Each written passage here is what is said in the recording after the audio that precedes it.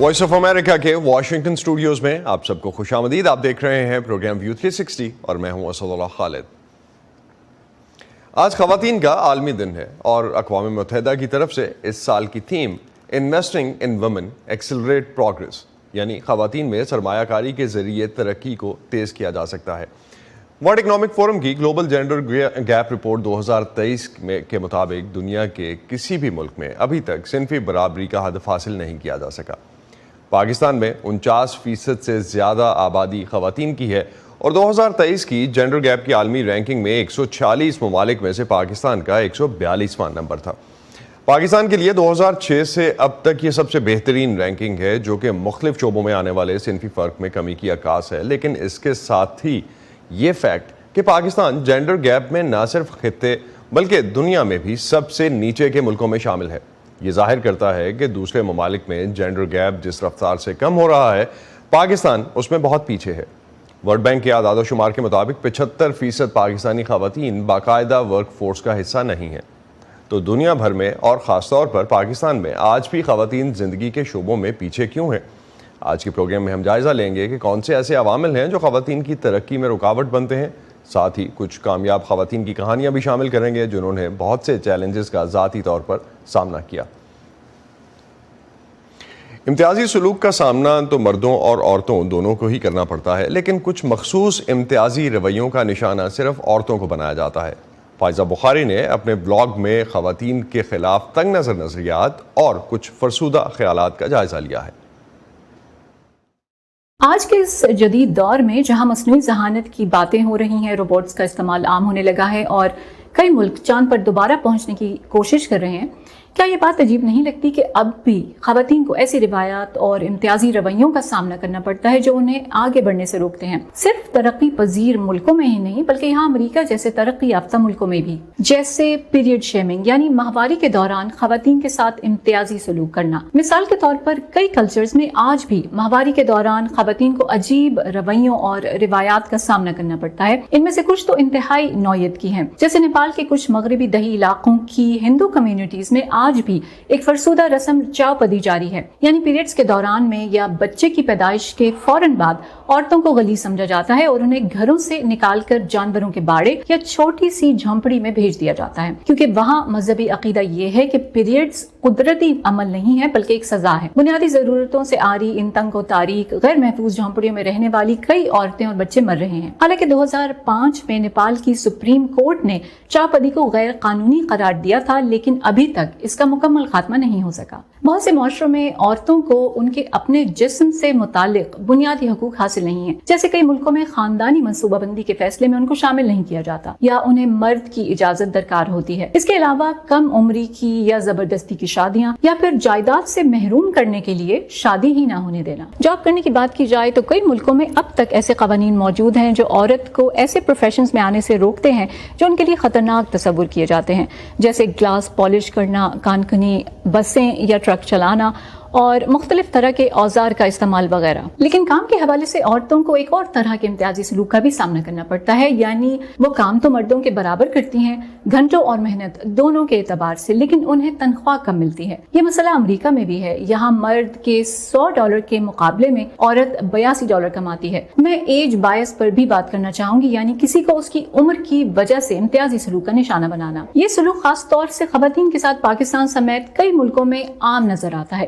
40 یا 50 سال کی خاتون شوخ رنگ پہن لے، کوئی لپسٹک لگا لے تو تانے شروع. آپ سوشل میڈیا پر ہی دیکھ لیں، شاید ہی کوئی فیمیل سیلیبریٹی ایسی ہو جسے عمر سے متعلق ٹرولنگ کا سامنا نہ کرنا پڑتا ہو. خواتین کے خلاف باڈی شیمنگ بھی ایک کڑوا سچ ہے. عورت کا وزن کتنا ہونا چاہیے، اسے کیسا دکھنا چاہیے، اسے کیا کھانا چاہیے، کیا پینا چاہیے، شاید ہی کوئی خاتون ہو جس نے اپنی زندگی میں ایسی تنقید کا سامنا نہ کیا ہو. ٹیکنالوجی کو جدت کی انتہا تک پہنچا دینے والا انسان کیا خود اپنی سوچ اور رویوں کو جدید کرنے میں کامیاب نہیں ہو سکا؟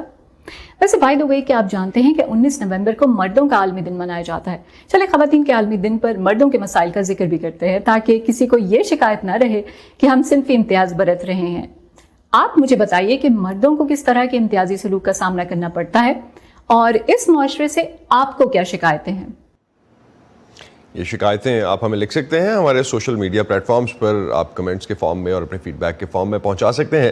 لیکن اگر دنیا بھر میں اگر ہم ورک فورس میں شامل خواتین کی بات کرتے ہیں تو جنوبی ایشیا میں سب سے کم خواتین ورک فورس کا حصہ ہیں. جنوبی ایشیا میں ورلڈ بینک کی 2022 کی رپورٹ کے مطابق پاکستانی خواتین کی ورک فورس میں شمولیت سب سے کم ہے. صرف 20% پاکستانی خواتین ورک فورس کا حصہ ہیں. اب اگر بات کریں پاکستان میں خواتین کی مختلف شعبوں میں اپنا حصہ ڈالنے کی تو پاکستان کی ورک فورس میں 40% خواتین ایسی ہیں جو گھروں سے کام کرتی ہیں.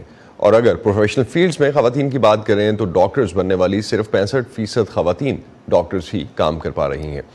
درس و تدریس کے شعبے سے وابستہ خواتین کا تقریباً 40% اسکولوں میں پڑھا رہی ہیں، جبکہ تقریباً 26% خواتین کالجز میں پڑھاتی ہیں. ایک اور اہم شعبہ جس میں پاکستانی خواتین اپنا نام بنا رہی ہیں وہ ہے قانون کا، جس میں 12% خواتین وکالت کے شعبے سے وابستہ ہیں. پاکستان میں اپنا کاروبار کرنے والی خواتین کی تعداد انتہائی کم ہے.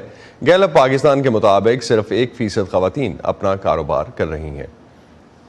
لاہور سے سمن خان نے مختلف شعبوں سے تعلق رکھنے والی چند خواتین سے بات کی ہے اور جاننے کی کوشش کی ہے کہ اپنے پیشوں کے آغاز میں ان کے لیے کیا چیلنجز تھے اور وہ ان شعبوں میں نئی آنے والی خواتین کو کیا پیغام دینا چاہتی ہیں. میرا نام امارا اطہر ہے. CSS کے ایگزامز دیے تھے میں نے، 2007 کی بات ہے، اور اب آج کل CTO لاہور ہوں. میرا نام رومینہ قاضی ہے اور میں یہاں شوکت خانم ہاسپٹل میں کنسلٹنٹ ہوں مولیکولر پیتھولوجی میں. میری PhD 1998 میں مکمل ہوئی تھی، تو 1993-94 میں گئی تھی UK گلاسگو.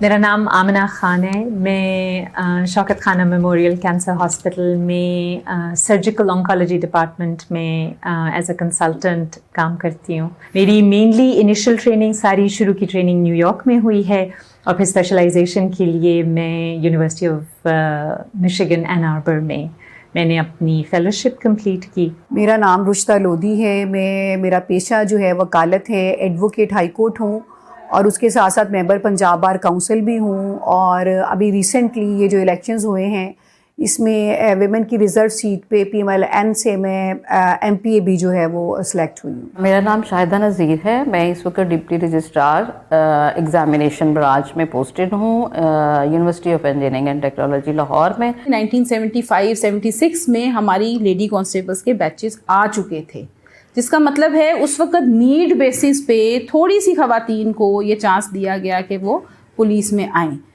لیکن اوور دا ایئرز اس چیز کو وہیں تک محدود رکھ لیا گیا. 2007 میں یہ ڈیسیژن اراؤنڈ 2005-6-7 میں لیا گیا کہ خواتین جو ہیں وہ پولیس سروس آف پاکستان میں بھی آ سکتی ہیں اور پرفارم کر سکتی ہیں. تو جو اس وقت جو رویے تھے لوگوں کے اور جو آج رویے ہیں، میں سمجھتی ہوں کہ زمین آسمان کا فرق ہے. 40s-50s میں پاکستان بننے کے بعد جب قائد اعظم آئے تھے اسلامیہ کالج میں تو آدمی اور عورتوں کے درمیان پردہ تھا. تو کہ پشاور میں اس وقت کتنی اسٹرکٹ پردہ ہوتا تھا. تو انہوں نے پوچھا کہ یہاں پر پٹھان عورتیں کتنی ہیں یا لڑکیاں کتنی ہیں، تو اس میں سے 2 عورتیں صرف کھڑی ہوئی اور اس میں سے ایک میری والدہ تھیں. ہم لوگ ماشاءاللہ 3 بہنیں ہماری میڈیکل ڈاکٹرز ہیں، 2 بھائی میڈیکل ڈاکٹرز ہیں. I wasn't a medical doctor, my mother was not happy with me. تو پھر میں نے ان سے کہا کہ آئی پرومس میں یہ ڈاکٹر کا لفظ اپنے ساتھ آپ کو لگا کر دکھاؤں گی. And when I got a British common wealth scholarship تو میری والدہ بہت سپورٹیو تھیں، انہوں نے مجھے کبھی منع نہیں کیا. سرجری ہمیشہ سے میل ڈومینیٹڈ فیلڈ رہے. زیادہ تر لڑکے اس فیلڈ میں جاتے ہیں، بہت کم خواتین ہمیں سرجری کے ڈپارٹمنٹ میں ملتی ہیں. سو شروع میں تھوڑا سا مجھے ڈسکریج لوگوں نے کیا کہ بھئی اچھا تم کوئی لڑکیوں والی فیلڈ چن لو، گائنی میں چلی جاؤ، پیڈیاٹرکس میں چلی جاؤ. میرا انٹرسٹ اس میں نہیں تھا. اینڈ آئی تھاٹ کہ نہیں، اگر کوئی واقعی محنت سے آپ نے زندگی میں کام کرنا ہے تو پھر مزہ اسی کام میں آتا ہے جس میں آپ کا انٹرسٹ ہو. بار پالیٹکس میں بھی اور بار کی جو وکالت ہے اس کے اندر بھی خواتین کے لیے جو سکوپ ہے وہ نسبتاً مردوں کے کم ہے. لیکن میں یہ سمجھتی ہوں کہ اگر آپ محنت کے ساتھ آپ کا کنڈکٹ، بیہیویئر، آپ کا کریکٹر بہترین انداز میں آپ چلاتے رہیں تو بار آپ کو آبزرو کرتی ہے اور آپ کو پے بیک بھی کرتی ہے. میں نے ڈگری اپنی شادی کے بعد کمپلیٹ کی. میری فائنل ایئر میں میری شادی ہوئی تھی اور میرا بیٹا تھا 1 ماہ کا. تو جب میری فائنل ایئر کے پیپر ہو رہے تھے تو میں نے ڈگری اپنی شادی کے بعد کی. دوسری ڈگری MSc میں نے تب شروع کی جب میرے بچے اسکول گوئنگ ہوئے. اور MBA تو میں نے جب میں جاب میں تھی تو مجھے ضرورت پیش آئی کہ میں ایگزیکٹو HR MBA جو ہے وہ کر لوں ساتھ. سو میری تینوں ڈگریز میری شادی کے بعد ہیں. ہماری ریپ کی وکٹمز ہیں, ہماری چائلڈ ابیوز کے وکٹمز ہیں, وہ میل آفیسرز کے ساتھ بات اس طرح سے نہیں کر پاتے. وہ چھوٹے بچے ہیں. ہم نے خود 4 سال کی بچیاں, 5 سال کے لڑکے, ان کے ساتھ جب ہم ڈیل کرتے ہیں تو اس وقت محسوس ہوتا ہے کہ وہ بچے ہمارے ساتھ بہت زیادہ کمفرٹیبل ہیں as compare to the male officer who is sitting with us. I am the section head of 2 labs now, molecular pathology, cytogenetics. یہ دونوں different labs ہیں لیکن I am heading all of it. تو challenge یہ تھا کہ when I joined there were very few tests, but there were no tests for oncology. And naturally the challenge was to make it a center of excellence for oncology. So that's where I started working really hard. جب میں نے join کیا تھا تو اس وقت یہ ذرا انیوژول چیز تھی کہ ایک لڑکی سرجن ہمارے پاس آئی ہے. اب ماشاءاللہ مجھے لگتا ہے کہ اب چیزیں بہت فرق ہے. میری اپنی ٹرینیز میں بہت سی لڑکیاں ہیں, ہمارے ڈپارٹمنٹ آف سرجری میں بہت سے ینگ لیڈی ڈاکٹرز ہیں اینڈ دے ریئلی گڈ. اب وہ بوائز کلب والا جو ہے سلسلہ وہ مجھے لگ رہا ہے کہ جیسے جیسے اب ٹائم گزر رہا ہے وہ اتنا چینج ہو گیا ہے اور اب it's not a boys club. میں نہیں سمجھتی کہ اگر آپ کے اندر کیپیسٹی کیپیبلٹی ہے تو صرف خاتون ہونا کوئی آپ کی خامی ہو سکتی ہے. میں سمجھتی ہوں کہ بلکہ اس چیز سے ہم ایک بینیفٹ لے سکتے ہیں کہ دوسری طرف کا کونسل یہ سمجھتا ہے کہ لیڈی آئی ہے نا تو یہ تھوڑا سا اچھا پرفارم نہیں کرے گی. وہ جو آپ کو انڈر ایسٹیمیٹ کر رہا ہے, اگر آپ ایکسٹرا آرڈنری محنت کر کے جائیں تو وہ جو مائنڈ بنا کر آیا ہوا ہے آپ اس کو شکست دے کے آئیں گے اس مائنڈ کے ساتھ. اب آپ کو ملواتے ہیں نادیہ مومند سے. نادیہ مومند افغانستان میں ایک صحافی اور قانون کی طالبہ تھیں, لیکن طالبان کے دوبارہ اقتدار میں آنے کے بعد انہیں اپنا گھر بار پیچھے چھوڑنا پڑا. ایک خاتون افغان صحافی کو کن مشکلات سے گزرنا پڑا جانتے ہیں وائس آف امریکہ کی اس رپورٹ میں. نادیہ مومند کے پاس سب کچھ تھا. افغانستان میں ایک مقامی چینل انعکاس ٹی وی پر خبریں پیش کرنا اور جلال آباد کی ننگرہار یونیورسٹی میں قانون کی تعلیم حاصل کرنا. اب ان کے پاس کچھ بھی نہیں ہے. جب طالبان نے اقتدار سنبھالا تو انہوں نے خواتین کو پرائمری اسکول سے آگے تعلیم حاصل کرنے سے روک دیا. جب طالبان آئے تو میں اپنی تعلیم جاری نہیں رکھ سکی. صحافی ہونے کے ساتھ ساتھ میں وکیل بھی بننا چاہتی تھی, لیکن طالبان کی واپسی کے بعد میں اپنی تعلیم مکمل نہیں کر سکی. اس سے بھی بدتر یہ تھا کہ ایک صحافی اور ایک خاتون ہونے کی حیثیت سے انہیں اپنی سلامتی کا خوف تھا. ابتدا سے ہی مسائل تھے. مجھ پر 2 بار حملہ کیا گیا. انہوں نے مجھے ہلاک کرنے کی کوشش کی لیکن وہ ناکام رہے. میرے ساتھی ہلاک ہوئے. اپنے گھر, میڈیا اور وکالت میں کیریئر کے خوابوں کو پیچھے چھوڑ کر 20 سالہ صحافی اب پاکستان کے شہر پشاور میں مقیم ہیں. ان کی کہانی انوکھی نہیں ہے.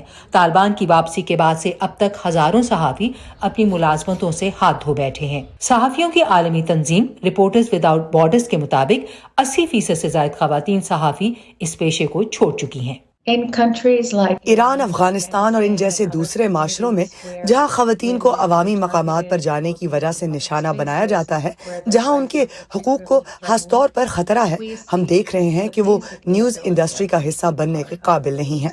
اس لیے اس شعبے میں ان کی آواز غائب ہے. انعکاس ٹی وی میں نادیہ نے حالات حاضرہ اور انٹرٹینمنٹ پر رپورٹنگ کی. وہ خواتین کے مسائل پر توجہ مرکوز کرنے والے ایشوز میں کام سے لطف اندوز ہوتی تھیں, لیکن وہ کہتی ہیں اس طرح کی رپورٹنگ اب ممکن نہیں ہے. جو صحافی اب بھی وہاں رہتے ہیں انہیں بہت سے مسائل کا سامنا کرنا پڑ رہا ہے. ہر روز, ہر ہفتے اور ہر مہینے ان پر ایک نئی پابندی عائد کی جاتی ہے. وہ سکون کا سانس لینے کے لیے اپنے ملک سے فرار ہونے پر مجبور ہوں گے. نادیہ اور ان کے بھائی نے تحفظ کی تلاش میں افغانستان چھوڑ دیا, لیکن پاکستان نے ایسے افغان شہریوں کو زبردستی ملک بدر کرنا شروع کر دیا ہے جن کے پاس دستاویز نہیں ہے یا ویزے کی میعاد ختم ہو چکی ہے. نادیہ کے پاس ویزا ہے, لیکن ان کا کہنا ہے کہ یہاں زندگی غیر یقینی محسوس ہوتی ہے. میں ذہنی سکون کے لیے پاکستان آئی تھی, کم از کم ہر روز کے پریشان کن اور خطرناک ماحول سے دور ہونے کے لیے, لیکن مجھے یہاں بھی سکون نہیں ہے. نادیہ کہتی ہیں کہ وہ ایک نئی پناہ تلاش کرنا چاہتی ہیں جہاں وہ امن سے رہ سکیں، اپنی تعلیم مکمل کر سکیں اور افغان خواتین کے لیے آواز اٹھا سکیں۔ مسکا صفی کی رپورٹ کے ساتھ عائشہ خالد، وائس آف امریکہ۔ افغانستان میں عمومی طور پر ایک بحران کی کیفیت ہے، مگر خواتین کے لیے حالات اور بھی بدتر ہیں۔ افغان خواتین کے لیے امریکہ کی خصوصی ایلچی رینا امیری کہتی ہیں کہ افغانستان میں خواتین کو ان کے حقوق سے محروم رکھا جا رہا ہے اور یہ صورتحال بدستور سنگین ہے۔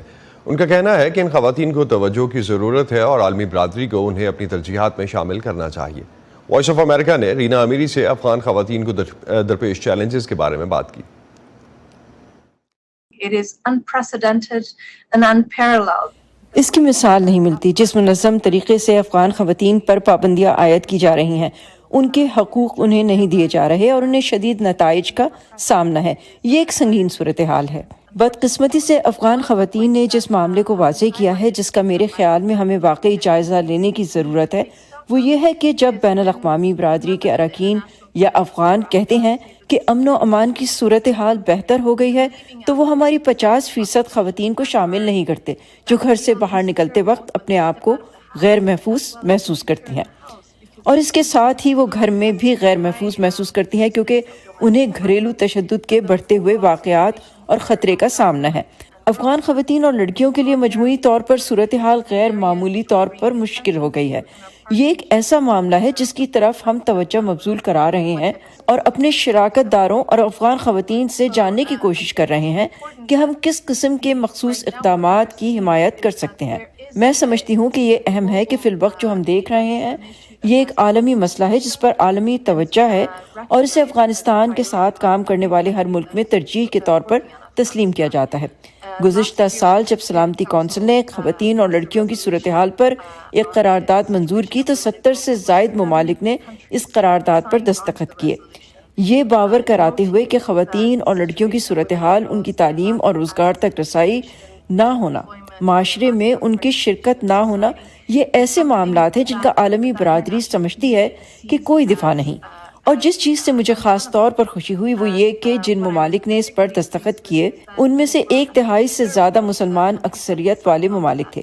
یہ ایسا معاملہ ہے جسے میں نے اپنی کوششوں اور OIC اور مسلم اکثریت والے ممالک کے ساتھ مل کر آگے بڑھانے کی کوشش کی ہے، تاکہ یہ واضح ہو کہ طالبان جو کچھ کر رہے ہیں اس سے نہ صرف افغانستان کو نقصان پہنچ رہا ہے بلکہ اس سے بہت سے مسلمان ممالک کی کوششوں کو بھی نقصان پہنچ رہا ہے، جنہوں نے واضح کیا ہے کہ جو کچھ طالبان کر رہے ہیں وہ اس سے مطابقت نہیں رکھتا جس طرح مسلم دنیا میں اسلام پر عمل کیا جاتا ہے۔ How Islam is practiced throughout the Muslim world. گزشتہ چند سالوں کے دوران خواتین کے حقوق کے بارے میں کتنا کام ہوا ہے، اس پر بات کرنے کے لیے شلپی چیٹرجی ہمیں جوائن کر رہی ہیں نیو یارک سے۔ خواتین کے حقوق کے لیے کام کرنے والی تنظیموں کا حصہ رہی ہیں اور آج کل new York city alliance against sexual assault سے منسلک ہیں۔ یہ ادارہ تعلیم، آگہی اور ریسرچ کے ذریعے جنسی تشدد کی روک تھام کے لیے کام کرتا ہے۔ بہت شکریہ شلپی آپ کا ہمیں صبح موقع دینے کا اور بات کرنے کا۔ آپ کا ادارہ جو ہے کئی شعبوں میں خواتین کے ساتھ کام کا تجربہ رکھتا ہے۔ اگر آپ سے یہ پوچھا جائے کہ سنگل موسٹ اور سب سے کامن چیز کیا ہے جو لڑکیوں کو اور عورتوں کو چاہے پاکستان ہو یا امریکہ آگے بڑھنے سے روکتی ہیں؟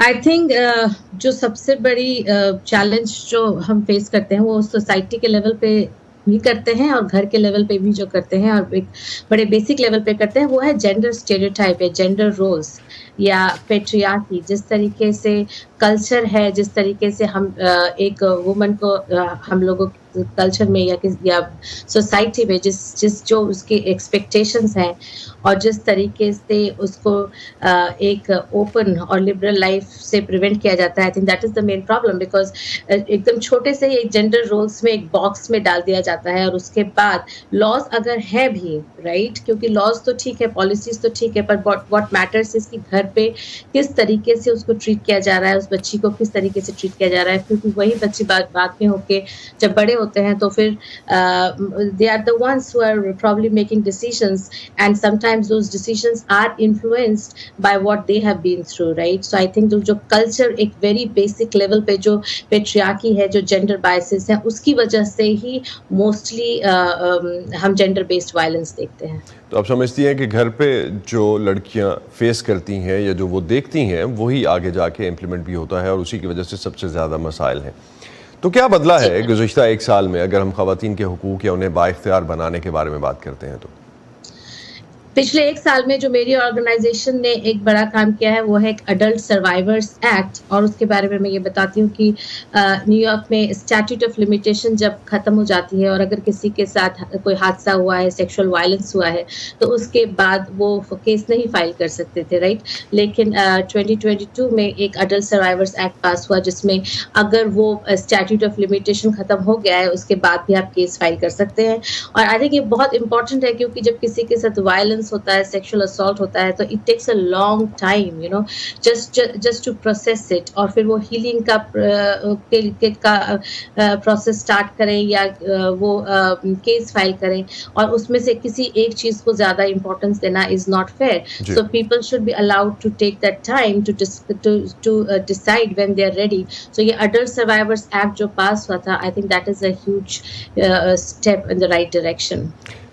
شلپی, آئی وڈ پریفر کہ, اور خاص طور پہ میری آڈینس چونکہ اردو سمجھتی ہے تو اگر آپ ہندی میں بات کر سکیں گی تو زیادہ بہتر رہے گا. تو پاکستان یا پاکستان کے ممالک میں اگر ہم جنوبی ایشیا کی بات کرتے ہیں تو جو حالات ہیں ان کو دیکھتے ہوئے آپ کو کیا لگتا ہے خواتین کو بااختیار بنانا یا ان کے مسائل کے حل یا ترقی کے لیے کسی ٹھوس پیش رفت کی توقع کی جا سکتی ہے؟ تو ابھی میں پریونشن میں کام کرتی ہوں جس میں یہ ہے کہ اب کوئی جو درگھٹنا ہو اس سے پہلے ہی ہم اس کو کیسے روک سکتے ہیں, رائٹ. تو اس کے لیے ایجوکیشن بہت امپورٹنٹ ہے, اس کے لیے اویئرنیس بہت امپورٹنٹ ہے. تو ہم کیسے وہ صحیح تعلیم دے سکیں بچوں کو کہ وہ آگے چل کر صحیح ڈیسیشنس لیں, ایک ہیلدی اور سیف ریلیشن شپ بنائیں. اور اس میں کیول صرف لڑکیوں کا ہی یہ مسئلہ نہیں ہے, یہ لڑکوں کا بھی مسئلہ ہے, right. women's right is human rights, and I think اب وقت آ چکا ہے کہ ہم زیادہ سے زیادہ میل الائز کو اس موومنٹ میں انکلوڈ کریں, زیادہ سے زیادہ ہم لوگوں کو, آدمیوں اور عورتوں کے بیچ کا جو ڈفرینس ہے وہ ختم کرنا ہے اور ہم لوگوں کو ساتھ میں آگے بڑھنا ہے. میرے خیال سے تبھی ہم وہ ایک سوسائٹی جس لیول پہ ہم چاہتے ہیں کہ وہ ایک سیف ہو, ہیلدی ہو, ریلیشن شپس ایکویٹی پہ ہو, کہ سب کا برابر درجہ ہے سوسائٹی میں, آئی تھنک تبھی ہم وہ اچیو کر پائیں گے. لیکن آپ سمجھتی ہیں کہ جب ہم جینڈر ڈسکرمنیشن کی بات کرتے ہیں, صنفی امتیاز کی بات کرتے ہیں, تو دنیا بھر میں آج تک صنفی امتیاز کہیں اچیو نہیں ہو سکا, چاہے وہ اسکینڈینیوین کنٹریز ہوں, حالت بہتر ضرور ہے لیکن آج تک صنفی برابری نہیں ہے کہیں. جینڈر ڈسکرمنیشن ابھی بھی موجود ہے اکراس دا گلوب. بالکل صحیح بات ہے, اور ایسا نہیں ہے کہ یہ ایک ساؤتھ ایشین پرابلم ہے یا انڈین پرابلم ہے یا پاکستانی پرابلم ہے, یہ پرابلم ہر جگہ ہے اور اس کے لیے ہر جگہ کام بھی ہوتا ہے, الگ الگ جگہ پہ کام ہوتا ہے, الگ الگ طریقے سے کام ہوتا ہے. پر ابھی میں نے لاسٹ کچھ دنوں میں یا کچھ سالوں میں جو ہم دیکھ رہے ہیں کہ we are all coming together, like social media کی وجہ سے بولیں, یا اگر ایران میں کہیں کچھ ہوتا ہے تو امریکہ میں بھی اس کے لیے لوگ کھڑے ہوتے ہیں, رائٹ. اگر انڈیا میں کچھ ہوتا ہے تو اس کے لیے لوگ کہیں اور کھڑے ہوتے ہیں. تو آئی تھنک ہم لوگ سب ساتھ آ رہے ہیں, بٹ دس از ٹرو کہ یہ ڈسکریمنیشن تو ہر جگہ ہے. Are you concerned about that? آپ اس پہ تشویش ہے آپ کو کہ یہ ابھی تک پوری دنیا سے کسی بھی لیول پہ ختم کیوں نہیں ہو سکی؟ 30 سیکنڈز کوئکلی اگر آپ رسپونڈ کر سکیں. یہ کنسرن بہت زیادہ ہے کیونکہ یہ چیزیں ہر کسی کو امپیکٹ کرتی ہیں, رائٹ. کیول عورتوں کو امپیکٹ کرتی ہیں ایسا نہیں ہے, ہر کسی کو امپیکٹ کرتی ہیں. سوسائٹی میں ایک سیف ریلیشن شپ, ایک ہیلدی ریلیشن شپ کے بیسس پہ, فاؤنڈیشن پہ جو اگر سوسائٹی بلڈ ہو تو ڈیفینیٹلی وہ سیفٹی ہے, وہ سب کے لیے اچھا ہے. تو آپ سمجھتی ہیں کہ یہ پورے معاشرے کو امپیکٹ کرتی ہیں. بہت شکریہ آپ کا شلپی چٹر جی, آپ ہمارے ساتھ تھیں. میں نے اپنی فیملی کی ساری خواتین کو وومن ڈے وش کر دیا ہے, آپ بھی ایسا ہی کیجئے. اسی پہ ختم کرتے ہیں آج کا ویو 360. سٹے سیف, اور پاکستان اور خطے سمیت دنیا بھر کی اہم خبروں اور دلچسپ معلومات کے لیے آپ ہماری ویب سائٹ urduvoa.com پر آ سکتے ہیں, اور ہمارے سوشل میڈیا پلیٹ فارمز پہ بھی ساری انفارمیشن آپ کو ملے گی. اب تک کے لیے اتنا ہی. اسد اللہ خالد کو اجازت دیجیے. خدا حافظ.